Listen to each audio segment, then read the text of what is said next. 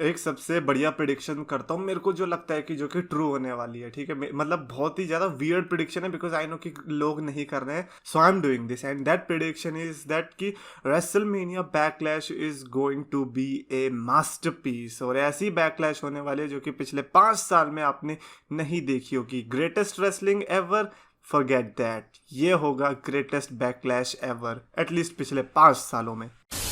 तो गैस सिमा चैंपियंस ऑफ द वर्ल्ड, मैं हूं 3DX Chetan and will analyse कि क्या यार जो इस बार की बैकलैश आने वाली है। एंड यू नो प्रेशर बहुत ज्यादा होता है जब आपके पेपर व्यू के नाम के पहले रेसलमेनिया लग जाता है। पहले क्या था, पहले सिर्फ बैकलैश था, तो अगर आप हक भी दे देते तो दी वर लाइक कि यार ठीक है बैकलैश ही तो था, क्या ही है।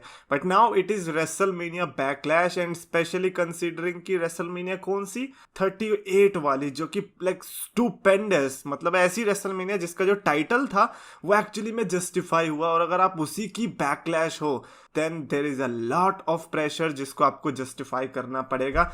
एंड क्लियरली जो इस समय की हाइप है, जो इस समय की बिल्ड है और जो इस समय का मैच कार्ड है, वो उसको जस्टिफाई नहीं कर पा रहा है। Of course we should wait for the result, we should wait for the main event to happen, but उसके पहले भी बहुत चीजें होती है जो कि एक पेपर व्यू को बढ़िया बनाती है। क्लियरली ये चीज हमें रेसलमेनिया 38 में भी देखने को मिली थी। देयर वर लाइक 3 मैचेस जिसके लिए हम सबसे ज्यादा एक्साइटेड थे कि भाई ये तो भयंकर ही होने वाले हैं, Reigns Lesnar and Edge AJ Styles and Seth Rollins वाला। उसके अलावा तो वी वर लाइक कि चलो ठीक है देख लेंगे, बट पता क्या चला कि पूरे कार्ड ने डिलीवर किया, और ऐसा बहुत रेयरली होता है कि पूरे कार्ड ने डिलीवर करा हो।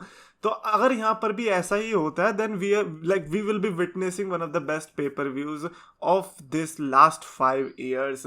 एंड मैं ऐसा इसीलिए कह रहा हूँ क्योंकि जो मैचेस है वो स्ट्रांग हैं, like AJ Styles versus Edge, जो कि लाइक वो तो सबसे ज्यादा ही अपने अंदर गुस्सा लेके बैठे होंगे कि यार इनकी हिम्मत कैसे हुई हम जैसे बेस्ट रेसलर्स के मैच को उतना डिसअपॉइंटेड नजरों से देखने की रेसलमेनिया 38 में, कि यार तुम्हें सैमी ज़ेन और नॉक्सविल एंड पैट मैकेफी का मैच ज्यादा पसंद आ गया।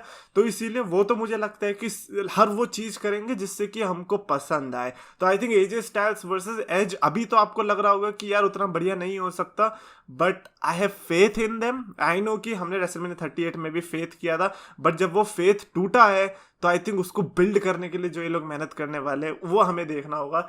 Happy Corbin and Madcap Moss, trust me काफी अंडररेटेड राइवलरी है। मैडकैप मॉस मेरे को नहीं पता था कि मैं कभी जिंदगी में सपोर्ट भी करूंगा इस बंदे को, and that too against Happy Corbin. Like इस राइवलरी के लिए कौन ही एक्साइटेड होता, टर्न आउट कि यार हाँ हम हैं एक्साइटेड। लाइक कम ऑन, हमें आप वुमेन्स टैग टीम चैंपियनशिप मत दो, हमें उसकी जगह ये दे दो, ज्यादा अच्छा है। Okay, the reason I am saying कि women's tag team championship is because अभी जो उनकी राइवलरी है साशा बैंक्स एंड नियोमी की, वो चल रही है शैना बेजलर एंड नटालिया से। And when Natalya is on pay-per-view then you don't expect goodness from pay-per-views, okay. But thankfully जो ये चैंपियनशिप मैच है ये स्मैकडाउन को देखने को मिलेगा।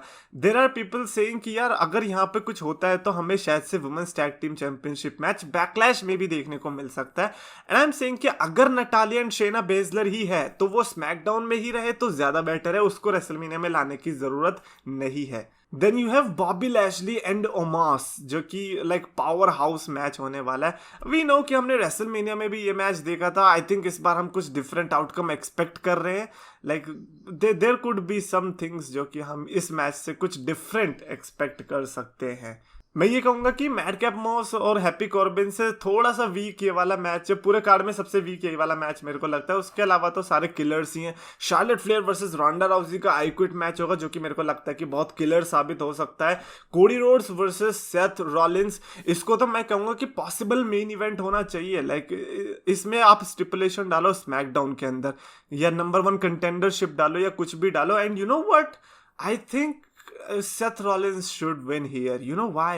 बिकॉज हमको फिर एक बेस्ट ट्रायलॉजी देखने को मिल जाएगी जैसे हमने सेथ वर्सेस एज के केस में देखने को मिली थी कि भैया एक मैच सेथ ने जीता, एक मैच एज ने जीता, एंड देन फाइनली एक हेल इन अ सेल मैच हुआ जिसमें एज ने जीता था। एंड ऐसे अगर कोडी वर्सेस रॉलिंस के केस में भी हुआ है कि एक कोडी ने जीता and this time Seth Rollins अगर जीते तो हमें एक डिसाइडर मैच देखने को मिल सकता है कि स्टिपुलेशन मैच के अंदर में भी शायद से हेल इन अ सेल ही। तो अगर वहां पर भी हमें इनके बीच मैच देखने को मिला तो ये राइवलरी एक काफी अच्छा स्ट्रॉन्ग बिल्ड हो जाएगा एंड इसको एक काफी अच्छे से कोडी रोड्स को भी स्टैब्लिश कर दिया जाएगा WWE के अंदर कि आते ही इतनी बढ़िया राइवलरी मिल गई।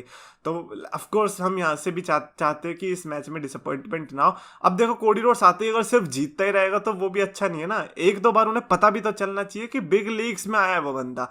तो इसलिए मेरे पे सेथ रॉलिंस के ऊपर थोड़ा ट्रस्ट बढ़ता जा रहा है। आई फील लाइक कि बैकलैश में कुछ ऐसा देखने को मिल सकता है। Drew McIntyre and RK Bro versus the blood line के बीच ऑफ कोर्स ये शायद से वो मैच है जो मेन इवेंट होगा। हाउएवर मैं चाहता हूँ कि अगर इसको हमने ओपनर रख दिया तो ज्यादा बेस्ट होगा, कोडी वर्सेस रॉलिंस को मेन इवेंट रख देंगे। अभी पता है क्या, देखो अगर इस मैच के अंदर कुछ स्पेशल नहीं है then you can go for the opening segment, और अगर इस मैच के अंदर कुछ स्पेशल है लाइक रोमन रेंस लूजिंग, मतलब रोमन रेंस को ही अगर पिन कर दिया इस 6 मैन टैग मैच के अंदर और मैकिंटायर की टीम ने मैच जीत लिया, that is a special thing. And अगली जो एक और चीज जो मेरे को लगता है कि होनी चाहिए that is a return, not just a simple return but the return of the beast Brock Lesnar. I know कि लाइक लोग कह रहे हैं कि अरे ब्रॉक लेसनर को क्यों भाई, Brock Lesnar versus Roman Reigns दोबारा से नहीं देखना है। आपको नहीं देखना कोई बात नहीं, लेकिन WWE को दिखाना है। WWE का इस समय जो क्वार्टरली रिजल्ट आया अर्निंग्स का, वो I think record breaking earnings आई है, सबसे ज्यादा पैसा कमाया उन्होंने। एंड गेस व्हाट, उस क्वार्टर में क्या हुआ था, Roman Reigns versus Brock Lesnar.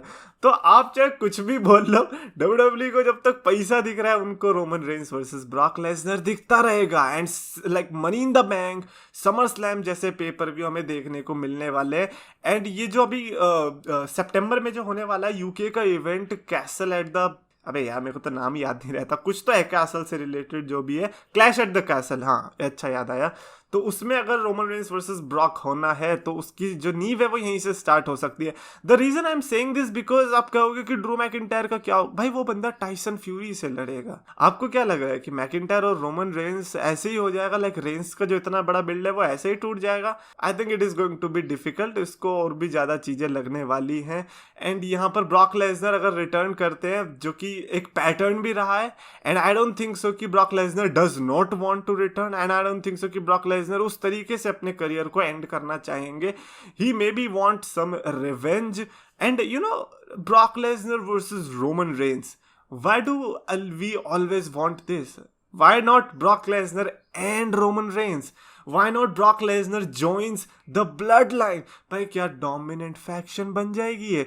मतलब जो बैकलैश से जो मेरे को लाइक वियर्ड चीजें की एक्सपेक्टेशंस है, उनमें से एक यही है कि Brock Lesnar comes and joins Roman Reigns.